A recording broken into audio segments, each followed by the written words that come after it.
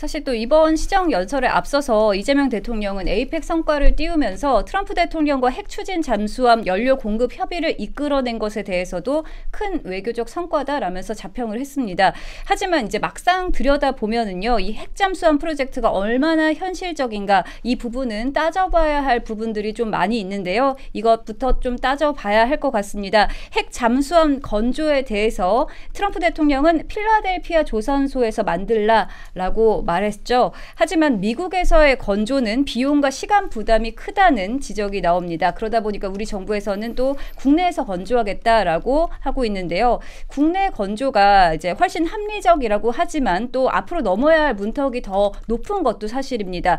우선 국내에서 핵잠을 만들려면 전홍축 우라늄 연료를 공급받기 위해서 한미 원자력 협정 같은 법이나 조약을 손봐야 하는 건데요. 이런 법적 외교적 문턱 얼마나 높다고 보십니까? 또 우리나라에서 진짜 건조를 할 수 있을까요? 그 부분도 좀 궁금합니다. 솔직히 말씀드리면 가능성이 거의 없어요, 지금. 그러니까 이게 트럼프 대통령 입장에서는 이재명 대통령이 듣기 좋을 만한 말을 던져준 거에 불과하지. 그러니까 핵잠수함 연료 공급을 뭐 허락해 주겠다라는 것은 트럼프 대통령이 독자적으로 결정할 수 있는 일도 아닙니다. 미 의회의 동의가 있어야 되는 부분이에요. 그리고 트럼프 대통령이 내세운 그 조건들을 보면은 이게 과연 핵잠수함 추진, 핵잠수함을 한국이 가게끔 하자는 게 목적인지 필라델피아 조선소 재건이 목적인지가 좀 헷갈리거든요. 자, 필리 조선소에서 무조건 이제 건조를 하라고 했는데 필리 조선소의 소유권이 지금 하나오션에 있습니다. 하나오션이 여기 인수를 했어요. 되게 싼 값에 인수를 했습니다. 어떻게 조선소를 싼 값에 인수를 했냐? 필리 조선소가요, 여러분. 1801년에 만들어진 겁니다. 1801년에 만들어져 가지고 1995년에 문을 닫았어요. 왜 1995년에 문을 닫았냐? 냉전이 끝나니까 이제 미국도 더 이상의 어떤 뭐 공격용 잠수함이라든가 핵잠들을 추가로 건조할 필요가 없어졌기 때문에 그동안 오랫동안 수백 년 가까이 유지를 해오던 조선소가 이제는 비용적인 측면에서 더 이상의 이윤을 발생하지 못했거든요. 그래서 이제 문을 닫은 겁니다. 그리고 나서 2024년에 하나가 그걸 인수를 했어요. 그러면 95년부터 2024년까지는 사실상 방치되어 있던 조선소예요. 그러면 그 설비라든가 그 안에 들어가는 여러 가지 기술적 장비라든가 이런 것들에 대한 전면적인 업그레이드가 진행이 돼야 되는데 그 비용이 핵잠 건설하는 비용만큼 들어요. 자, 그러면 조선소를 어찌어찌 제거를 한다고 쳐도 이게 시간이 걸립니다. 트럼프 대통령 임기가 2029년 1월 27일에 끝나거든요. 그 전까지 필리 조선소 제거를 하는 데만 그 정도 시간이 걸릴 거예요. 그러면 트럼프 다음 대통령이 들어오면 물론 공화당이 될 수도 있고 민주당이 될 수도 있겠죠. 하지만 트럼프 대통령 때 약속했던 이 핵잠수함 추진, 그러니까 핵잠수함 건조에 관련된 부분이 지켜질 것이냐 모르거든요. 이거는 불확실합니다. 오히려 필라델피아 조선소가 재건됐다는 것으로 트럼프 대통령이 공적으로 사용될 가능성은 높아요. 핵잠수함이라는 것은 결국은 우리가 보통 핵무기 관련해가지고 크게 세 가지 기술이 있거든요. 핵 관련해가지고 핵무기를 만드는 기술이 있고 상업용으로 핵 에너지를 전기 에너지로 바꾸는 상업용 원자로 기술이 있고요. 세 번째로 원자력 잠수함에 들어가는 기술이 있습니다. 이 세 가지 기술 중에 가장 어려운 게 원자력에 들어가는 잠수함에 들어가는 원자로를 만드는 게 가장 어려운 기술입니다. 제일 쉬운 게 핵무기를 만드는 기술이에요. 오히려 핵무기는 우리가 지금 6개월만 눈 딱 감고 준비를 해도 만들 수 있습니다. 그런데 잠수함에 들어가는 그걸 만드는 건 왜 어렵냐면 보통 우리가 원전 가면은요 원자로가 크기가 엄청 큽니다. 근데 잠수함에 들어가는 원자로는 잠수함 크기에 맞춰야 되거든요. 원자로 크기의 잠수함을 맞추는 게 아닙니다. 잠수함 크기의 원자로를 맞추는 것이기 때문에 굉장히 정교한 기술이 들어갑니다. 여기에 더해서 잠수함은 보통 바다 밑에서 다니고 저기 공격으로부터도 뭐 오래 몇 발 맞아도 살아남아야 되기 때문에 온갖 충격이라든가 혹은 우리가 예측할 수 없는 변수에 다양하게 능동적으로 대응할 수 있는 수준의 기술력이 갖춰져야 돼요. 이게 어렵거든요. 이런 기술을 갖추는 거 우리 힘으로 어렵습니다. 지금 사실은. 그러니까 이런 기술력까지도 미국으로부터 우리가 공여를 받아야 되는 건데 이건 또 다른 협정이에요. 지금 핵 연료를 지금 그 전홍축 우라늄을 이제 20%까지 더 농축을 해가지고 이거를 우리가 잠수함의 원료로 사용하겠다라는 거는 어떻게 보면은 우리가 핵 잠수함을 만드는데 100개의 계단이 있다면 이제 첫 번째 계단에 올라선 것과 마찬가지입니다. 근데 지금 민주당은 마치 우리나라가 몇 년 후면 핵 잠수함을 가질 수 있는 것처럼 얘기를 하잖아요. 이건 이 모든 기술적인 한계와 물리적인 한계 그리고 정치적인 역학관계를 다 무시한 발언이기 때문에 이것조차도 포퓰리즘이다. 이거 쉽지 않습니다. 네, 어떻게 보십니까? 그러니까 트럼프 대통령 1기 때도 그 문재인 대통령이 이거와 비슷한 또 협의를 진행한 바가 있어요. 그러니까 핵잠수함 건조에 대해서 그때 당시 트럼프가 찬성을 했다고 했던 것인데 그때 당시에도 건조가 이루어지지 않았던 것은 미국에서 우리나라의 그 핵잠수함 그 구축을 허락했던 것이 아니라 결국에 미국의 트럼프는 우리나라에 그것을 팔겠다 사실 이런 논조로 얘기를 했던 거고 문재인이랑 어느 정도 좀 문재인 전 대통령이랑 동상이몽이 있었던 것이거든요. 그럼에도 불구하고 문재인 대통령도 그 당시에 우리나라 국민들에게는 본인이 뭔가 약간 성과를 이뤄낸 것처럼 핵잠수함 운영이 가능한 것처럼 그런 식으로 마케팅을 했었는데 그것을 그대로 오마주해서 지금 이재명 정부가 하고 있는 게 아닌가. 사실상 말씀하신 것처럼 지금 미 의회에서 통과하는 것도 어렵고 필리조선소에서 그 도크를 건설하는 데만 4년 정도가 걸리고 핵잠수함을 건조하는 데 한 10년 정도가 걸린다고 해요. 그럼 도합 14년 정도가 걸리는 건데 14년이면 2040년이거든요. 그럼 트럼프 정부가 끝나고도 한참 뒤 얘기고 그러니까 트럼프 입장에서도 트럼프는 트럼프대로 이재명 대통령은 이재명 대통령대로 핵잠수함 그리고 동부정세에서 한국과의 어떤 그 북중러에 대항하는 그 한국의 어떤 그 국방 재배치라든지 이런 부분에 대해서 양쪽이 그냥 마케팅만 하고 있는 게 아니냐. 그러니까 양쪽이 동상이몽만 하면서 각 국의 본인들의 어떤 투표율을 위해서 선거에 어떤 긍정적인 영향을 끼치기 위해서 그냥 각자가 마케팅하는 정도에 그쳐 있을 뿐이지 지금 당장 뭔가가 추진되거나 이럴 것은 좀 어려워 보여요. 네, 말씀하셨듯이 트럼프 대통령이 핵잠을 추진하라고 하면서 필라델피아에서 만들어라 이 말도 굉장히 논란이 되고 있는데요. 트럼프 대통령이 언급한 이 필라델피아 조선소, 조선업계에서는 그건 새로운 조선소를 짓는 수준이다라고 말하고 있습니다. 즉 실제로 핵 추진 잠수함을 건조할 수 있는 능력이 아직 안 된다는 건데요. 그럼에도 불구하고 이렇게 필라델피아에서 만들어라라는 조건을 걸었어요. 건조까지 시간도 굉장히 오래 걸릴 것 같거든요. 요 앞선 사례가 있습니다. 우리가 지금 핵잠수함을 이제 가지겠다라고 했을 때 우리보다 한 3년 정도 먼저 출발한 나라가 있는데 호주예요. 호주가 원래는 프랑스랑 협력을 해가지고 핵잠수함을 만들려고 했습니다. 근데 프랑스가 뭐라고 얘기했냐면 핵잠수함을 우리가 만들어서 판매할 수 있는데 시간이 14년 정도 걸린다고 했어요. 그러니까 2021년부터 논의를 시작했는데 프랑스랑 얘기를 하면은 결국은 한 2044년쯤에나 핵잠수함을 인도받을 수 있다라는 거예요. 그래서 호주가 여기에 대해서 이게 맞는 건가 싶어서 막 이렇게 왔다 갔다 하다가 프랑스와 호주 사이의 핵잠 계획을 눈치챈 미국이 이걸 하이제킹합니다. 그래가지고 호주를 어떤 식으로 끌어들이냐면 오코스 그룹에 넣어버립니다. 오코스 그룹. 그래서 미국, 영국, 호주, 뭐 일본 이렇게 들어가 있는 오코스 그룹. 여기도 지금 우리나라 뭐 들어오라고 하는데 글쎄 우리나라 들어갈지 모르겠습니다. 이재명 대통령이. 근데 이 오코스 그룹에서 이제 이런 제안을 합니다. 호주한테. 일단은 호주가 원하는 성능의 그 사양의 핵잠수함은 프랑스와 마찬가지로 한 2040년대 중반쯤에나 만들 수 있습니다. 그게 이제 SSN 오코스인가 뭐로 그럴 거예요. 그 모델명이. 그러나 2030년 초 중반까지 일단은 미국이 핵잠수함을 만들어서 일단은 호주에 판매를 하겠다라고 했는데 그것도 지금 시기가 잘 들어보세요. 2013년 초 중반 후반이라고 해요. 그러면 이게 뭐 2031년인지 2035년인지 2039년인지 그들도 확언을 못하는 겁니다. 핵잠 하나 만드는데 시간이 그만큼 오래 걸리는 거예요. 그리고 이 핵잠 하나를 만드는데 들어가는 비용이라든가 이게 지금 호주가 핵잠 만드는데 들어간 예산이 11조 원입니다. 11조 원. 그러니까 11조 원을 들여서 엄청나게 많은 돈이 그러니까 우리나라가 국방비가 지금 60조 가까이인데 그 60조에서 11조면 도대체 몇 %예요? 어마어마한 퍼센트 아닙니까? 그런 핵잠 하나 만드는데 그 정도 돈이 들어가고 그리고 나서도 그 정도 돈이 들어가도 원하는 시간에 받을 수가 없어요. 근데 우리는 이것보다 더 뭘 해야 됩니까? 일단 필라델피아를 재건부터 해야 돼요. 그러면 호주가 핵잠을 받는데 걸리는 10년 정도의 시간보다 우리는 더 걸릴 겁니다. 그래서 이거는 불가능하다. 이거는 사실상 어떻게 보면 정치적인 술수에 가깝다는 생각이 여전히 머릿속을 떠나지 않는 거죠.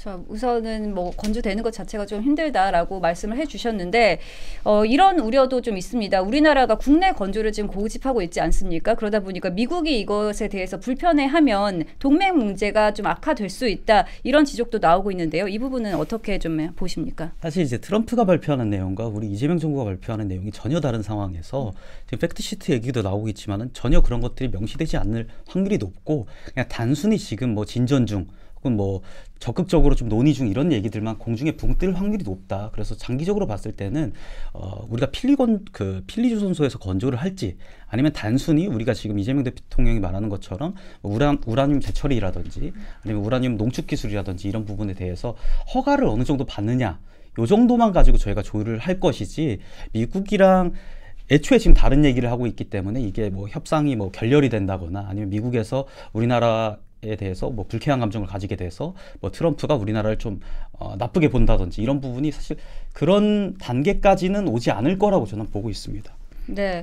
그런데 이제 이런 핵 원료나 또 원자로 관련 기술은 워낙 좀 민감하지 않습니까? 그래서 국제 비확산 규범과도 좀 직결되는 사항이 있는데요. 그런데 강훈식 비서실장이 중국도 설득됐다라고 이야기를 했습니다. 이 발표에 대해서는 어떻게 좀 해석하십니까? 뭐 중국한테 얘기는 했겠죠. 핵잠수함을 만들 계획이 있다 얘기는 했겠지만 설득됐다? 이거에 대해서 설득당할 나라가 세상에 어디 있습니까? 사실상 어떻게 보면은 우리나라가 핵잠수함을 건조하기 시작하면 이게 뭐 나중에 뭐 난관을 다 뚫고 나서 이제 실제 건조 단계 들어간다고 했을 때 중국과의 마찰은 피할 수 없는 겁니다. 저는 오히려 뭐 지금 이 시점에서 중국의 눈치를 보고 뭐 이런 중국의 비위를 맞추기 위한 이런 발언을 하는 것보단 핵잠수함을 건조하기로 했으면 주변 국가 눈치 보지 말고 건조하는 게 맞습니다. 그리고 지금 또다시 호주와의 예를 들 수밖에 없는데 호주가 결국은 핵잠수함을 건조하기로 결심한 배경에는 오코스 그룹에 들어가면서 중국의 남중국해 진출이 호주 입장에서도 상당히 큰 위협이 되고 있고 호주도 섬나라기 때문에 수출이라든가 수입 이런 모든 것들이 다 바다를 통해서 이루어지지 않습니까? 근데 그런 바다를 통해서 이루어져야 되는 것들이 남중국해가 만약 중국의 통제하에 들어가고 더 나아가서 뭐 말라이 회협이라든가 이런 정말 국제 운송, 국제 해상 무역의 중요한 요충지들이 중국의 영향권에 놓이게 된다면 태평양 연안 국가들이 큰 경제적으로 부담을 안을 수밖에 없기 때문에 그런 중국의 군사적인 움직임을 억제하고자 이런 핵잠수함을 만드는 것이거든요.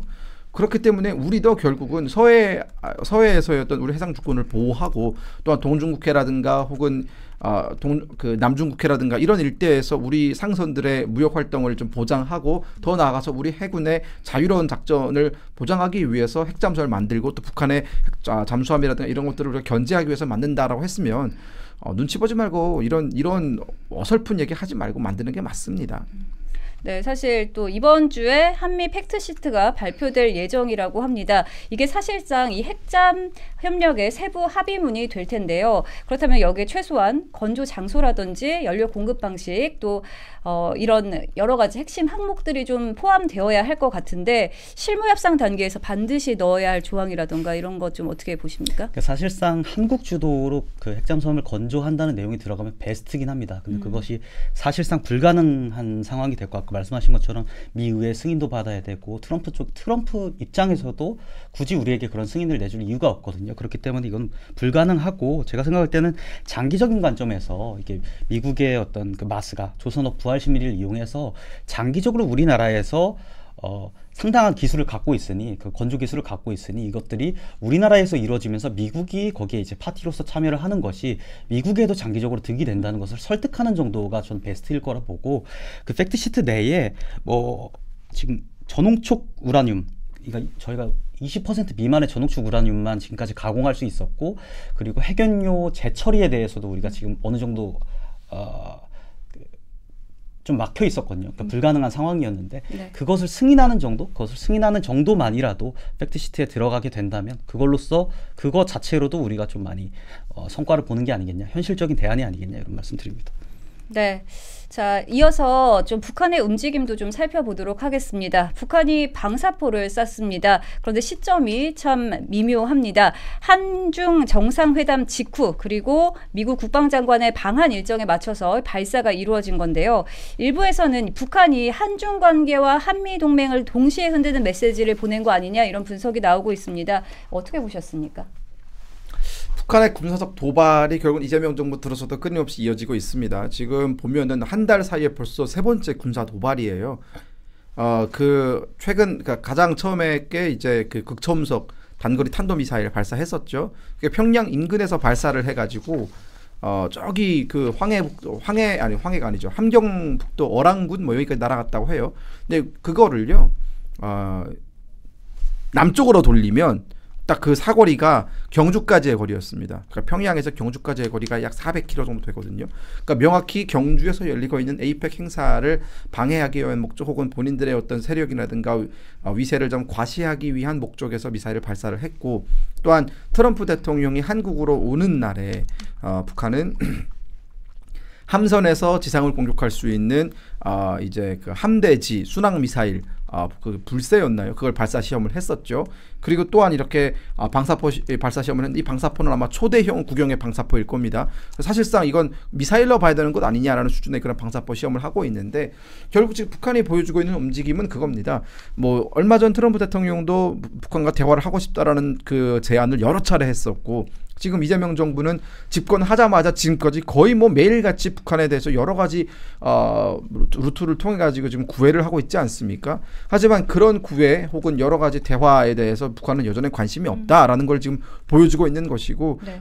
북한은 언젠간 대화에 나올 겁니다. 이렇게 뭐 트럼프 한 4년 내내 혹은 이재명 정부 5년 내내 저런 도발로 갈 수는 없습니다. 북한도 지금 경제적 회복이 중요하고, 또한 어떻게 보면은 김정은도 이제는 집권 10년 차가 넘어서는 시점에서 눈에 보일 만한 특히나 경제적인 부분에서 성과를 내야 된다라는 그런 압박감을 느끼고 있기 때문에 어떤 식으로든 대화에 나올 것이지만 그 대화에 나오는 타이밍과 그리고 본인들의 몸값과 체급은 본인들이 결정하겠다라는 그런 의지가 지금 보이고 있거든요. 저는 그렇기 때문에 우리 당국도 이제는 본인들이 뭐 북한과의 대화를 중요하게 생각하고 협력을 중요하게 생각하는 건 뭐 알겠는데, 그것도 결국은 대화도 하기 나름이고 결국은 타이밍이 굉장히 중요한 것인데, 지금처럼 우리가 완전히 완벽하게 코가 끼어서 끌려다니는 모습으로 이렇게 가다가 나중에 북한이 본인들이 유리하다고 판단되는 시점에 대화가 성사가 되면은 우리는 사실 얻어갈 게 거의 없거든요. 그래서 이제는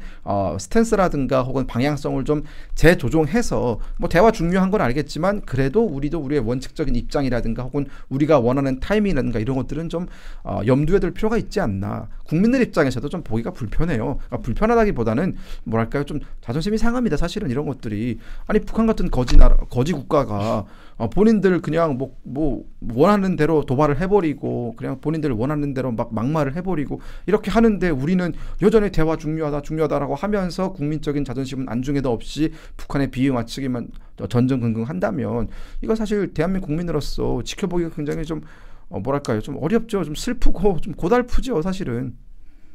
네, 북한의 움직임 좀 짚어주셨습니다. 계속해서 미국과의 관계 좀 보겠는데요. 한미 군사위원회 회의 공동 보도문이 나왔죠. 이 공동 보도문에는 한반도를 넘어선 억제력이라는 표현이 나왔습니다. 자, 우리 정부가 그동안 꺼려해왔던 문구인데요. 이 부분 어떻게 좀 해석하십니까? 이제 주한미군의 역할 재조정과 관련된 부분이에요. 그러니까 주한미군이라는 것이 과거에는 그 목적이 인계철선으로서 38선 일대 그 비무장지대에서 내려오는 북한군의 침입을 막고 북한이 감히 또 주한미군의 존재 때문에 전쟁을 일으킬 수 없도록 혹은 전쟁에 준하는 특대형 도발에 감히 나설 수 없도록 북한의 그런 도발 심리를 억제하는 역할을 수행을 했다면, 앞으로의 주한미군은 이 북한의 도발을 지켜내는 북한의 도발에서 우리 대한민국을 지키는 것뿐만이 아니라 제3의 적 혹은 제4의 적, 이게 결국 중국을 겨냥한 것이거든요.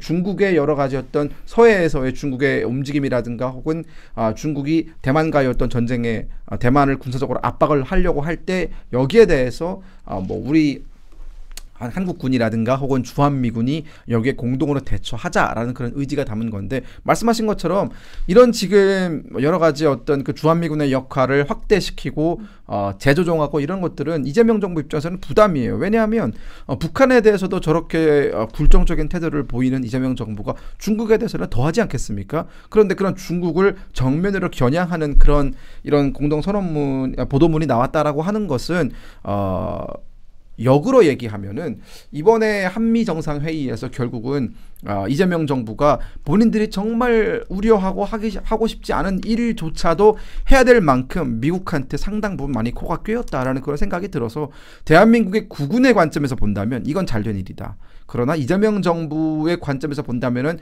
정말 하기 싫은 것들을 억지로 하는 느낌이다. 뭐 그렇게 평가하겠습니다.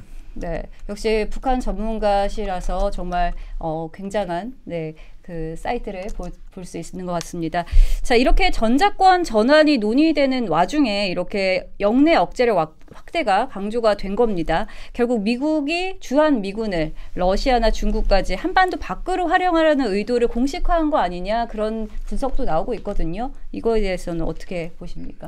근데 그 주한미군 철수라는 게 사실은 물리적으로 좀 어려워요. 왜냐하면 마찬가지로 주한미군을 철수하는 것도 트럼프 대통령의 독단으로서 해결할 수 있는 문제가 아니라 미 의회의 승인이 있어야 됩니다. 그리고 주한미군 주둔 필요성에 대해서는 공화당에서도 주둔해야 된다라고 주장하는 의원들이 굉장히 많고 지금 보면 우리가 보통 네오콘이라고 부르잖아요. 그러니까 미국의 국방성 내에서 상당히 공격적인 성향을 가진 사람들을 뭐 매파 혹은 네오콘이라고 부르는데 이런 네오콘들조차도 주한미군은 있어야 된다라고 얘기를 합니다. 왜냐하면 이 주둔지, 그래서 전략적 거점이라는 것은 굉장히 중요해요. 한 번 전략적 거점을 만드는 게 정말 어려운 일이거든요. 근데 자 보시면은 중국을 둘러싸고 특히나 대만과 중국을 둘러싸고 이제 미군이 가장 즉각적으로 투입이 돼가지고 빠른 시간 안에 중국군을 견제하기 위해서는 뭐니 해도 중요한 게 거리거든요.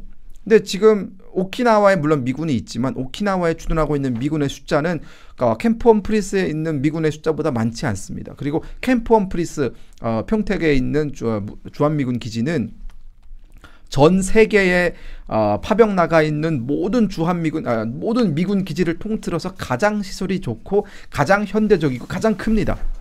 그리고 레이더라 감시 뭐 사드도 있죠. 우리 상주엔 사드도 있고 여러 가지 면에서 공군 기지도 있죠. 거의 무슨 한 나라의 국방력을 대체할 만한 수준의 군사력을 지금 캠프 험프리스가 유지하고 있거든요. 상시 주둔 병력만 해도 거의 뭐 28,000명 정도 되지 않습니까? 그렇기 때문에 이 정도의 전략적으로 고도의 가치를 지니고 있는 캠프 험프리스를 해체하고 주한미군을 철수한다라고 하는 것은 미군의 전략적 관점에서 봤을 때는 엄청난 마이너스이기 때문에 주한미군 철수는 그렇게 쉽게 저는 뭐 100% 뭐 이런 말을 잘 안 하지만 네. 이것 관련해서는 100% 모든 걸 걸 수 있습니다. 네. 주한미군 철수는 일어나지 않아요. 네. 일어날 수 없습니다. 네, 좀 안심이 되는 것 같기도 합니다.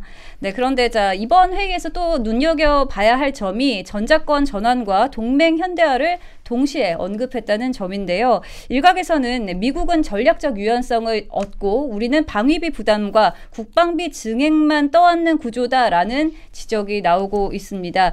전문가들 사이에서는 이재명 정부가 전자권 전환을 명분으로 미국의 요구를 수용한 것이라는 분석도 나오는데요.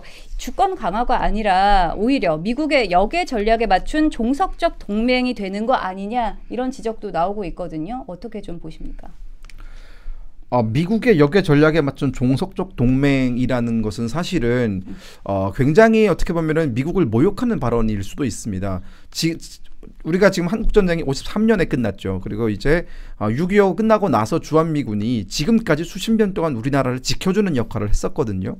방위비 협상이라는 것도 결국은 트럼프 대통령이 1기 때부터 방위비 협상을 거론한 것은 그 배경으로 놓고 보면은 사실은 미국이 손해를 보고 있는 구조였기 때문에 그런 거였어요. 그러니까 많은 우리나라의 언론들은 미국이 우리나라에 와서 주한미군을 유지하면서 발생하는 비용에 대해서는 아무도 들여다보지 않았던 거예요. 물론 우리가 주한미군 기지를 뭐 중축한다든가 뭐 여러 가지 어떤 그 편의시설 이런 것들을 만들어주는데 많은 기여를 한 건 맞지만 생각을 해보십시오. 우리가 한 3만 명 정도 되는 규모를 해외에 유지하기 위해서 드는 비용이 만만치가 않거든요. 장비 현대화도 해야 되죠. 그리고 그러면 그 3만 명이 군인들만 나갑니까? 그 자녀들도 나가고 가족들도 다 나가면 그 자녀들을 위한 학교도 만들어야 되죠. 병원도 만들어야 되죠.